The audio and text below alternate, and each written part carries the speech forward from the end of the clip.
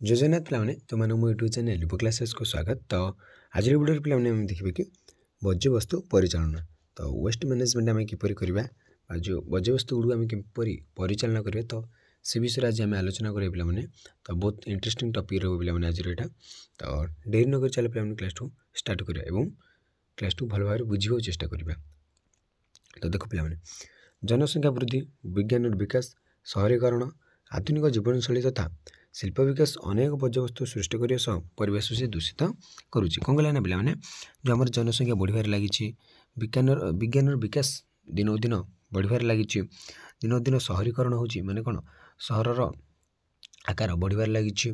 तो आधुनिक जीवनशैली तथा शिल्प विकास जो आमर अनेक वर्ज्यवस्तु सब सृष्टि होउची तो जहाद्वारा कौन आम परिवेशटा दूषित होउची। मनुष्यर प्रत्येक कार्यकलाप किसी ना कि वर्ज्यवस्तु सृष्टि होता है। मनुष्य जेकोसी कार्य करिवो सेठू किसी ना कि वर्ज्यवस्तु बा वेस्ट निहाती भाव में सृष्टि हो। मनुष्य बसति भितर एगुड़िक जमी रहिले जल वायु मृत्तिका को प्रदूषित कर मनुष्य तथा अन्य जीवजंतु स्वास्थ्य और जीवन प्रति क्षतिकारक होता है। तो मनुष्य बसति भितर जदि जोटे मनुष्य मैंने बास करते मनुष्य मैंने जोटे कौन माने ताके रुहति मनुष्य मैंने जो रुहति से कौन कार्यकलाप घटी थाए से एगुड़ जमी रहा से जल वायु मृत्तिका से प्रदूषित कर था। तो बड़ बड़ सहर और नगर मानक वर्ज्यवस्तु मान संग्रह और परिचालन एक मुख्य समस्या रूप उभा होती।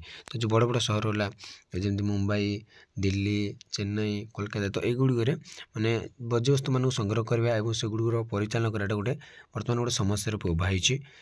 समस्त वर्ज्यवस्तु को से भौतिक अवस्था अनुसार तीन भाग व्यक्त करमि कठिन वर्ज्यवस्तु तरल वर्ज्यवस्तु और गैसीय वर्ज्यवस्तु। तो आम जो वर्ज्यवस्तु बा वेस्ट को तीन भाग व्यक्त कर तो कौन कौन आम देखिए प्रथम देखिए आम कठिन वर्ज्यवस्तु कौन।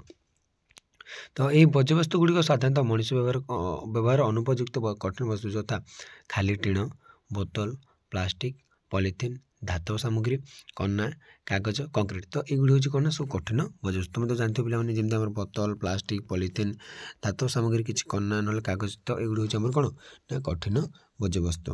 एगुड़िक मध्य म्युनिसिपालिटी द्वारा दैनिक संगृहीत कठिन वर्ज्यवस्तु हस्पिटाल बाहर कठिन वर्ज्यवस्तु कलकारखाना बाहर कठिन वर्ज्यवस्तु तथा अन्य उत्स निर्गत विभिन्न विपज्जनक तथा क्षतिकारक वर्ज्यवस्तु अंतर्गत ये तो आम हस्पिटाल बाहर विभिन्न गुड़े कठिन वर्ज्यवस्तु ता सहित दैनिक एमती सब लोक मानकर घर बाहर आम विभिन्न प्रकार कठिन वर्ज्यवस्तु कलकारखाना कठिन वर्ज्यवस्तु बाहर विभिन्न प्रकार उत्स सब कठिन वर्ज्यवस्तु मान कौन निर्गत होउची। तो यही कठिन वर्ज्यवस्तु मान भर केतक जैव विघटित हो पारुथिबा बेले अनेक अजैव घटित न हो पारि माटी उपर जल भितर जमी था केतक माटी सहित माटी भितर मिसी जाती माटी सहित मिसी जाती केतक माटी सहित मिसी पारती ना से कौन माटी उपर जमा होगी रही है। स्तूपीकृत कठिन आवर्जना वर्ज्यवस्तु माटी और जल प्रदूषित करने सह जीव मान स्वास्थ्य हानि करते जो गुड़िक न अपघटित होता तो जैव अपघटित जो कठिन वर्ज्यवस्तु गुड़ न हो पारती से माटी और कौन जल को प्रदूषित करने सह से जो जीव मैंने रही से कौन से स्वास्थ्य प्रति मैंने हानि घटाती। तार आसला तरल वर्ज्यवस्तु तरल वर्ज्यवस्तु गुड़िक है मनुष्य बसति मान नर्दमा जल जो नर्दमा जल गुड़िक बा ड्रेन प्राणी तो सहित कलकारखाना मान निर्गत रासायनिक पदार्थयुक्त वर्ज्य जल विभिन्न खनिज तैल तथा मनुष्य मान द्वारा व्यवहृत बहुत तरल रासायनिक पदार्थ मान अवशेष कृषि क्षेत्र में व्यवहृत होता कीटनाशक औषध और रासायनिक सार मिश्रित जल एगुड़ी हूँ गोटे गोटे तरल वर्ज्य वस्तु कौन कौन ना पे आमर हूँ नर्दमा जल गोटे सहित कलकारखाना जो आम रासायनिक पदार्थयुक्त वर्ज्य जल बाहर से गोटे सहित विभिन्न खनिज तैल तथा मनुष्य मान द्वारा व्यवहृत तरल रासायनिक पदार्थ मान से अवशेष कृषि क्षेत्र जो आम व्यवहार करें कीटनाशक औषध बा रासायनिक सार मिसी जल तो एगुड़ी हूँ तरल वर्ज्यवस्तु। ये तरल वर्ज्यवस्तु मान रासायनिक पदार्थ मानकर अवशेष अणुज मनुष्य जीवजंतु तथा उद्भिद मान जीवन प्रति विपद सृष्टि करता है। ये जो रासायनिक पदार्थ रही वर्ज्यवस्तु गुड़िक से गाँव मनुष्य जीवजंतु कौन उद्भिद मान से बहुत हार्मफुल होता है कौन विपद सृष्टि करें। दूषित जल थी प्रदूषक गुड़िक जल को मनुष्य व्यवहार अनुपयुक्त करने सह कृषि निमंते अनुपयुक्त करते। तो दूषित जल जो आम रही कौन प्रदूषक गुड़िक तो जो प्रदूषक गुड़िक आम दूषित जल रही सेगुड़िक जल को मनुष्य व्यवहार तो से जल को आम व्यवहार करें तो मनुष्यटा व्यवहार अनुपयुक्त हो सहित से कौन कृषि निमंते से कार्य লাগিব ନାହିଁ। ଆହୁରି ମଧ୍ୟ ଜଳରେ ଦ୍ରବୀଭୂତ ଅମ୍ଳଜାନ ପରିମାଣ ହ୍ରାସ କରିବା ଯୋଗୁଁ ଜଳଜ ଜୀବିତ ପ୍ରାଣୀମାନେ ମଧ୍ୟ କ୍ଷତିଗ୍ରସ୍ତ ହୋଇଥାନ୍ତି। ତାପରେ ଆସିଲା ଗ୍ୟାସୀୟ ବର୍ଜ୍ୟବସ୍ତୁ। ଯାନବାହନ ଓ କଳକାରଖାନା ନିର୍ଗତ ଧୂଆଁ ଓ ବାଷ୍ପ, କାଠ ଓ କୋଇଲା ଭଳି ଜାଳେଣୀ ବ୍ୟବହାର ବେଳେ ବାହାରୁଥିବା ଧୂଆଁ ତଥା କୀଟନାଶକ, ରାସାୟନିକ ସାର, ଅନ୍ୟାନ୍ୟ ରାସାୟନିକ ପଦାର୍ଥମାନଙ୍କ ବାଷ୍ପ ଓ ଇତ୍ୟାଦି ମୁଖ୍ୟ ଗ୍ୟାସୀୟ ବର୍ଜ୍ୟବସ୍ତୁ।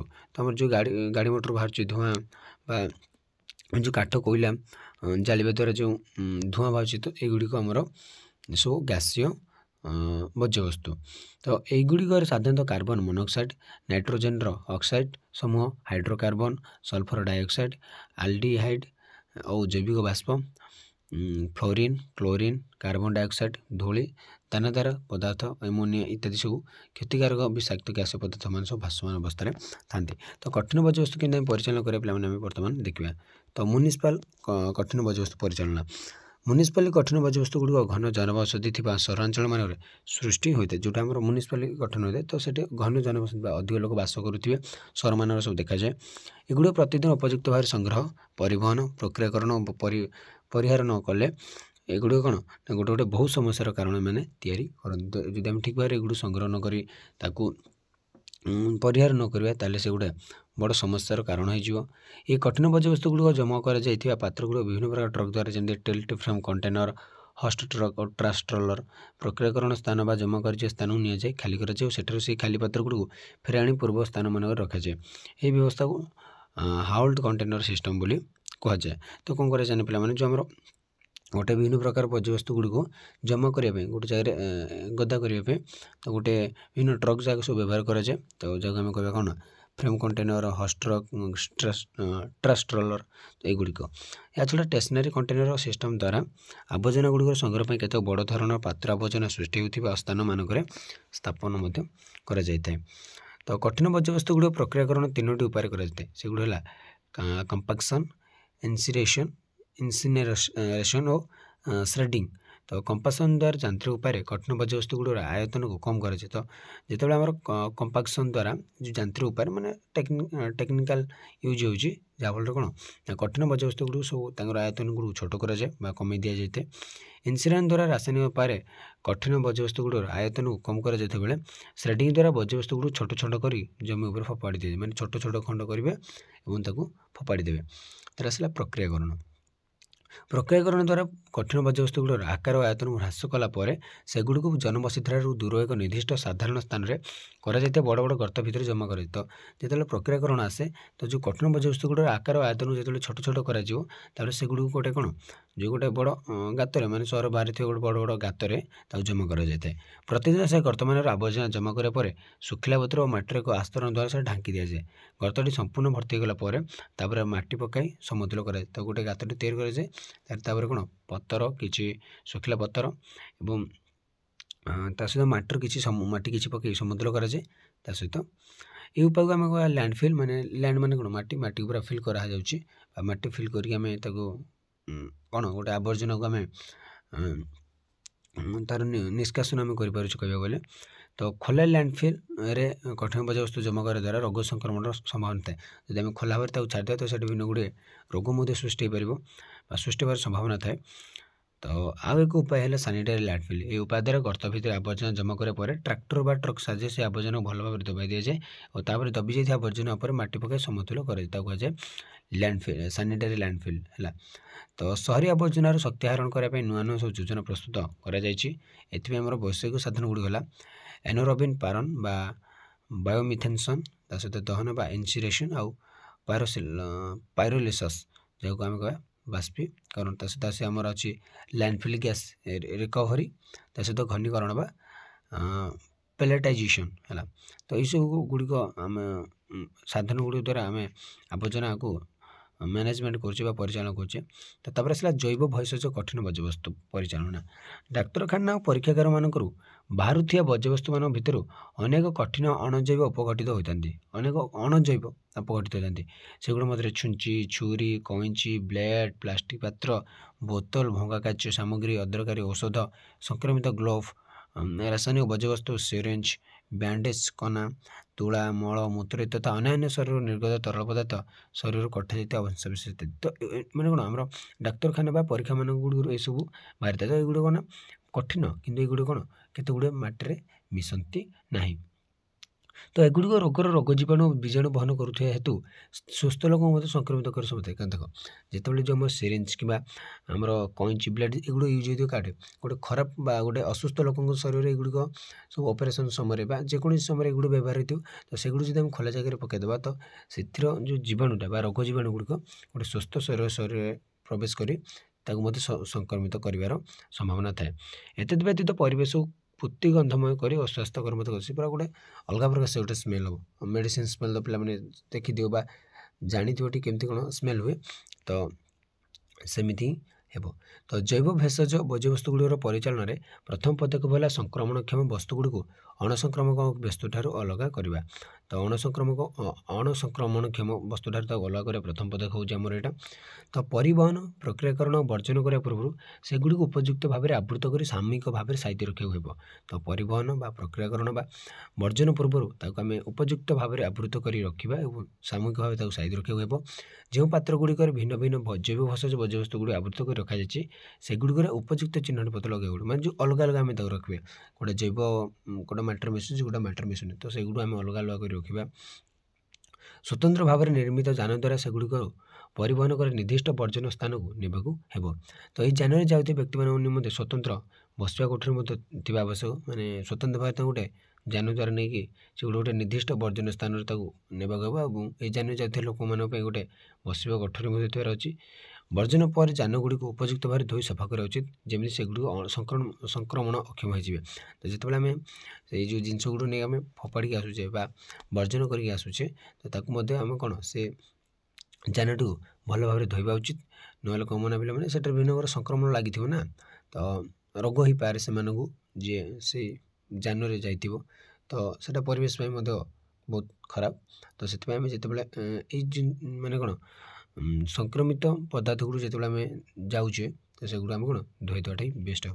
तो जैव भेषज बर्ज्यवस्तु गुड़िक संग्रह पर सेगुड़ी विभिन्न प्रक्रियाकरण पद्धति द्वारा संक्रमण अक्षम सह निरापद वस्तु परिणत कर दिए सेगुड़ इनसिनेरेशन ऑटोक्लाविंग माइक्रोओविंग हाइड्रोक्लाविंग बा जो आम कहे उत्तप्त जल बाष्प द्वारा परोक्ष तापक्रिया केमिकल डिसइनफेक्शन बा रासायनिक पदार्थ द्वारा संक्रमण अक्षम करवा इनफेक्शन जमी माने हेब श्रेडिंग बा छोट छोट खंडर परिणत आम छोट छोट खंडर कर पोतीदेवा तो से भल उपाय मो मत।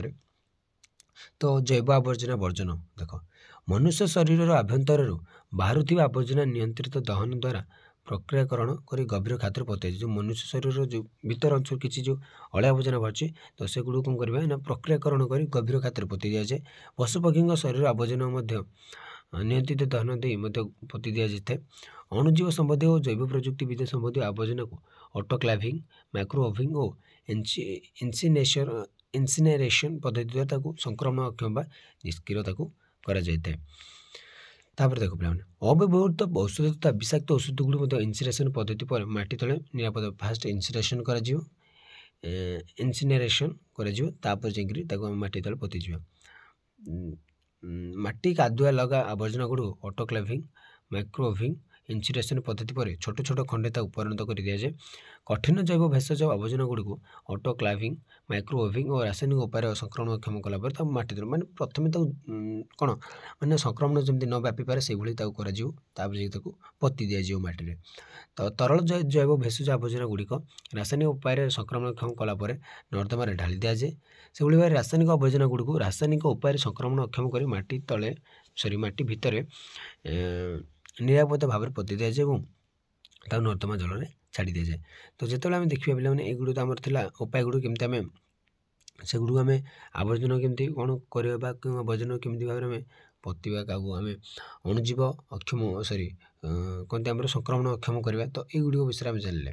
तो कठिन बर्ज्यवस्तु गुड़ पुनः प्रक्रिया केमती पुणी थे व्यवहार कर तो पुनः विनियोग प्रक्रिया रिसाइक्लिंग प्रोसेस द्वारा कठिन आवर्जना गुड़िक अनेक व्यवहार उपयोगी सामग्री प्रस्तुत कर जमी ए प्रकार पैकिंग कार्डबोर्ड हाथ निर्मित चित्रांकन कागज खबर छापा कागज अभंगा कंढी इत्यादि परित्यक्त कागज मलाट आख खदारू निर्माण कर तो विभिन्न प्रकार आम जिनपतर तैयारी काच प्लास्टिक पॉलिथिन इत्यादि पुनः विनियोग प्रक्रिया द्वारा अनेक व्यवहार उपयोगी सामग्री प्रस्तुत कर बायोलिचिंग प्रक्रिया द्वारा भारी धातुगुड़ आवर्जन आम अलग कर जैविक आवर्जना जमी आम परिवा चोपा कृषिजनित आवर्जना और गोबर इत्यादि गुड़िक माटी तले कंपोस्ट सार परिणत कर जहाँ उद्भिद मान प्रचुर परिमाण खाद्य जोगाई तो आम जमी जैविक आवर्जना परिवा चोपा एगुड़ आम कौन कंपोस्ट भाव में व्यवहार कर तापज विद्युत केन्द्र मान निर्गत पाउंश जल निर्माण कार्य भारत सेल्ट और आलुमिनियम कारखाना भारत नाली कादू को एटा और कंक्रीट प्रस्तुत तथा चाष जमी सार हिसाब से व्यवहार कर तापजरू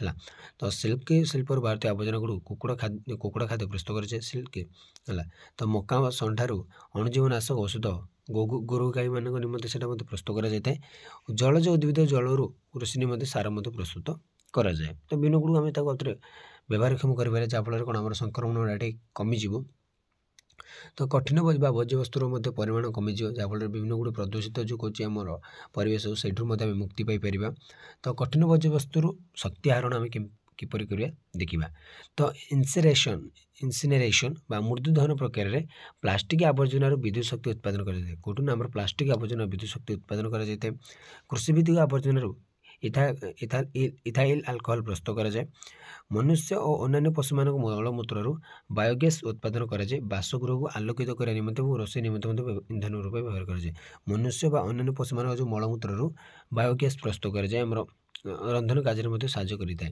प्लास्टिक आवर्जन आम कृत्रिम तैल उत्पादन कर सहित नर्दमा जल प्रक्रियाकरण कारखाना भारतीय कर्दम बासराज विद्युत शक्ति व्यवहार कर तो आज में पे क्लास को ये रखा परवर्ती क्लास में देखिए कि तरल वर्ज्यवस्तु परिचालन तो आज में पे क्लास को ये रखुच्छी रोचे जय जगन्नाथ।